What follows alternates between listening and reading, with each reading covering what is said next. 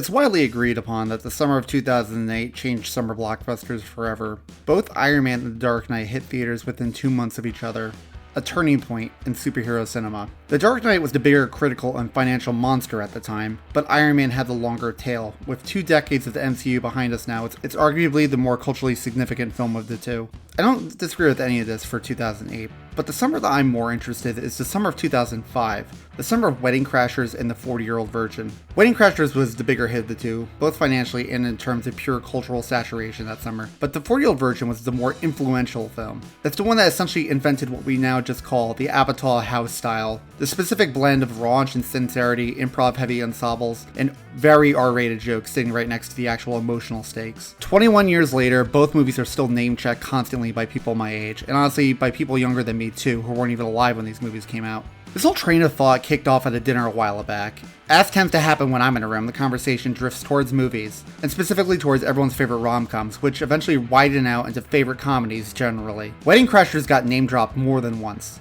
Now, it's not my personal favorite comedy of all time, but hearing Wedding Crashers come up organically, unprompted, in a casual dinner conversation 2 decades after release, that's the kind of thing that tells you a movie has actually lodged itself into the culture. So I figured it was time to go back and revisit both of these movies. Small disclosure, I actually missed both of these in theaters. I was not yet at the age where I was sneaking into R-rated movies. I saw both of them on DVD, almost certainly in someone's basement at a middle school sleepover or whatever. I remember Wedding Crashers was such a massive phenomenon that summer that middle school me genuinely assumed it was Best Picture material. It wasn't nominated, obviously, but it definitely would have been a more deserving nominee than some of the other films that were nominated that year. Looking at you, Crash. Wedding Crashers opened huge and then did something unusual for comedy. It barely dropped week over week, holding strong through August the way blockbusters are supposed to and comedies almost never do. It ended up as one of the biggest hits of the year, comfortably clearing well over 200 million domestically on an R rating, which especially by today's standards is a genuinely rare feat. The 40 version wasn't that much of a financial success, but in relative to its budget, it still did pretty well. And this was also peak DVD era, which was the way that comedies made a profit. In today's streaming landscape, that doesn't happen anymore. Critically, it actually outperformed Wedding Crashers.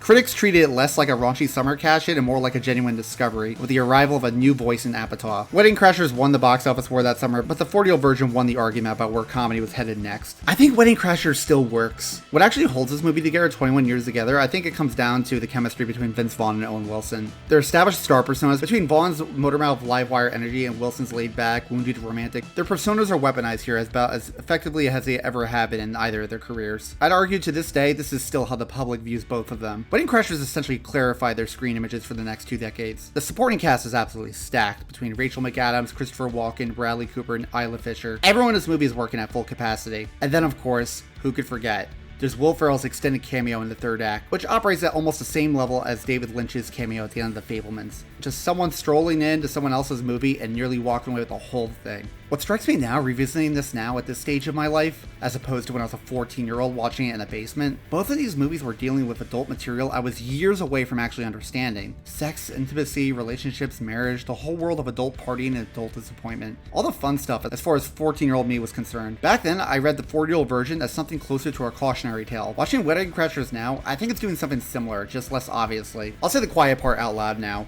If 2 guys did what Vince Vaughn and Owen Wilson do in this movie, they would be arrested. But we don't need to relitigate that. It's a movie. That's not what I'm interested in talking about. Actually interests me is what this premise is doing narratively. This sneak into weddings to meet women hook is a genuinely dynamite piece of high concept comedy engineering. It's functioning as a more cinematic, heightened way of walking through how hollow a certain type of serial womanizing lifestyle becomes if you've just never let it end. Our heroes aren't happy at the start of this movie. They're just really good at disguising it at a party. The 40-year-old version, by comparison, does hold up better on both counts. I think it's funnier, full stop, and it's also morally cleaner. And yet, there's still something about Wedding Crashers specifically that people around my age keep going back to as a comfort watch in a way that's almost separate from how good either movie is. Obviously, it's not a movie that you want to be challenged by. It's one you want to rewatch because it feels like a warm blanket. If Wedding Crashers was the bigger cultural event, the 40-year-old version is definitely the more consequential one. This is the movie where Judd Apatow, directing his first feature film after years as a writer and a producer, cracked the formula that would define the studio comedy for the next decade plus. Steve Carell anchors the whole thing with a performance that I honestly believe should have been nominated for Best Actor. Again, bad Oscar year? That was a bad Oscar year. Steve Carell absolutely should have won Best Actor. Plus there's the ensemble. Paul Rudd, Seth Rogen, Romany Malco, Jane Lynch. The improv style makes it feel less like they're just reading lines and more like a group of people actually riffing each other, because that's largely what was happening on set. Crucially, the raunchy jokes jokes never takes away from the sincerity of it all. The dirty premise of a 4-year-old man who's never had sex treats Andy's virginity with something closer to tenderness. He's not the punchline for being a virgin. Yeah, the people around him will mock him for it, but they usually end up coming off worse. The movie is essentially just an R-rated rom-com. It's an Apatow trick that gets repeated to even greater success in the years to come between movies like Knocked Up, Forgetting Sarah Marshall, and Bridesmaids. The jokes are filthy, but it never gets in the way of the film's beating heart. Here's actually where I want to loop back to that Iron Man comparison from the top, because it's not just a convenient framing device. I actually think Apatow was running a smaller scale version of the Marvel playbook 3 years before Marvel actually ran it. Think about how the MCU actually built itself. It wasn't just make one hit movie and repeat, it was a deliberate seeding strategy. You introduce a character in a supporting role, let the audience get a taste of them, gauge the interest, and if it lands, hand them their own story and vehicle for a movie or two down the line. Of course, in Iron Man, we had Nick Fury's post-credits cameo, which would set up the entire universe,